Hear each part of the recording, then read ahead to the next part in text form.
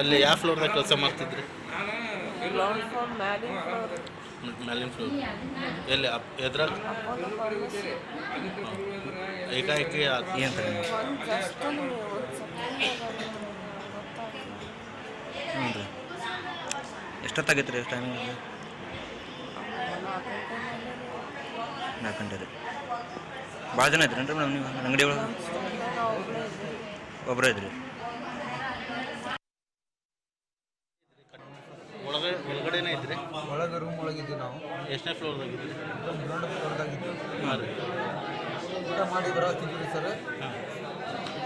ಬಿಡ್ತೀವಿ. ಎಷ್ಟು ಮಂದಿ ಇದ್ರಿ? 4 ಜನ ಇದ್ವಿ ನಾವು. ಹಾಂ. 4 ಜನ ಆಮೇಲೆ ಎಲ್ಲ ಬಂದು ಆಂಬುಲೆನ್ಸ್ ಬಂದು ಪೊಲೀಸರು ಬಂದು ಪೊಲೀಸರು ಬಂದು ತೆಗೆದ ಮ್ಯಾಗ ನಮ್ಗೆ ಸ್ವಲ್ಪ ಜಾಗ ಖುಲ್ಲ ಮಾಡಿ ಕೊಟ್ಟರು. ನಾವು ಬಂದು ಹೊರಗೆ. ಎಷ್ಟು ಗಂಟೆ ಆಗೈತೆ ರೀ ಅವಾಗ? ಎಷ್ಟು ಗಂಟೆ? 3 ಗಂಟೆ 3:15 ಆಗಿತ್ತು ನೋಡ್ರಿ. ಹ್ಞೂ ರೀ. ಏಕಾಏಕಿ ಒಮ್ಮೆಗೆ ಬತ್ತನ್ರಿ? ಏಕಾಗಿ ತಾನೇ ಬಿತ್ತಿರಿ ಅದು ಪೂರ ರೀ. ಭಾಳ ಜನ ಇದ್ರಿ ರೀ ಬಿಲ್ಡಿಂಗ್ನಾಗ? ಭಾಳ ಜನ ಇದ್ರು? ಇದ್ದು ರೀ ಪೂರ ಬಿಲ್ಡಿಂಗ್ನಾಗ. ಅಂದ್ರೆ ಎಷ್ಟು ಮಂದಿ ಇರ್ಬೋದು ನಿಮ್ಮ ಅಂದಾಜು ಪ್ರಕಾರ? ಒಂದು 100 ಮಂದಿ. ನೀವೇನು ಮಾಡ್ತಿದ್ರಿ ಅಲ್ಲಿ? ನಾವು ಟೈಲ್ಸ್ ವರ್ಕ್ ಮಾಡಿದ್ವಿ.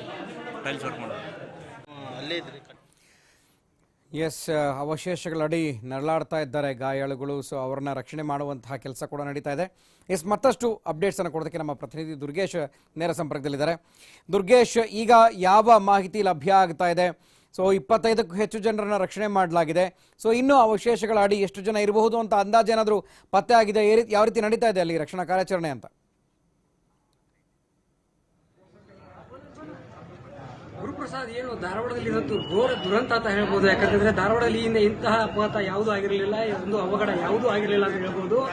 ಈ ಒಂದು ಅವಶೇಷದಡಿ ಸಿಲುಕು ಒಂದು ಸಾವನ್ನಪ್ಪಿರುವಂತಹ ಸಂಖ್ಯೆ ಒಂದೇ ಒಬ್ಬರು ಸಾವನ್ನಪ್ಪಿದ್ದಾರೆ. ಇನ್ನು ಉಳಿದ ಇಬ್ಬರು ತೀವ್ರವಾದಂತಹ ಗಂಭೀರವಾದಂತಹ ಗಾಯ ಆಗಿರೋದ್ರಿಂದ ಅವರನ್ನ ಕಿಮ್ಸ್ ಆಸ್ಪತ್ರೆಗೆ ರವಾನೆ ಮಾಡಲಾಗಿದೆ. ಇನ್ನು ಒಟ್ಟು ಈ ಒಂದು ಅವಶೇಷದಡಿ ಸಿಲುಕಿ ಗಾಯನವರ ಸಂಖ್ಯೆ ಒಟ್ಟು 24 ಜನರು ಈ ಒಂದು ಅವಶೇಷದಲ್ಲಿ ಸಿಕ್ಕು ಗಾಯಗಳಾಗಿದ್ದಾರೆ. ಇನ್ನೂ ಕೂಡ ರಕ್ಷಣಾ ಕಾರ್ಯ ಮತ್ತು ಏನು ಅವಶೇಷದಲ್ಲಿ ಸಿಕ್ಕಿರುವಂತಹ ಒಂದು ಗಾಯಗಳ ತೆರವು ಕಾರ್ಯಾಚರಣೆ ಮುಂದುವರಿತಾ ಇದೆ ಅಂತ ಹೇಳಬಹುದು. ಗುರುಪ್ರಸಾದ್, ಸಾಕಷ್ಟು ಈಗ ಜಿಲ್ಲಾ ಏನು ಧಾರವಾಡದ ಒಂದು ಪೌರಾಡಳಿತ ಸಚಿವ CS ಶಿವಳ್ಳಿ ಆಗಿರ್ಬೋದು, ಜಿಲ್ಲಾಧಿಕಾರಿ ದೀಪಾ ಚೋಳನ್, ಪೊಲೀಸ್ ಕಮಿಷನರ್ ಹಾಗೂ ಜಿಲ್ಲಾ ವರಿಷ್ಠ ಅಧಿಕಾರಿಗಳು ಸ್ಥಳದಲ್ಲಿ ಕತ್ತಲಾದರೂ ಕೂಡ ನಿಂತು ಒಂದು ತೆರವು ಕಾರ್ಯಾಚರಣೆ ಮಾಡ್ತಿದ್ದಾರೆ. ಈ ಜಿಲ್ಲಾಸ್ಪತ್ರೆಗೂ ಕೂಡ ಸಾಕಷ್ಟು ಏನು ಅವಶೇಷದಲ್ಲಿ ಸಿಕ್ಕು ಗಾಯಗಳಾಗಿರುವಂತಹ ಒಂದು ರೋಗಿಗಳ ಮತ್ತು ಗಾಯಾಳುಗಳ ಒಂದು ಸಂಬಂಧಿಕರು ಕೂಡ ಇನ್ನೂ ಕೂಡ ಆಗಮಿಸಿದ್ದಾರೆ. ಕತ್ತಲಲ್ಲಿ ಆದರೂ ಕೂಡ ಒಂದು ಗಾಯಗಳು ಆಗಮಿಸುತ್ತಿರುವಂತದ್ದು. ಈ ಒಂದು ಏನು ಅಪಘಾತ ಆಗಿದೆ, ಅವಘಡಾಗಿದೆ, ಅವಘಡದಲ್ಲಿ ಸಾಕಷ್ಟು ಆತಂಕಕ್ಕೊಳಗಿರುವಂತಹ ಕುಟುಂಬಸ್ಥರು ಒಂದು ತಮ್ಮ ಸಂಬಂಧಿಕರನ್ನು ನೋಡಲು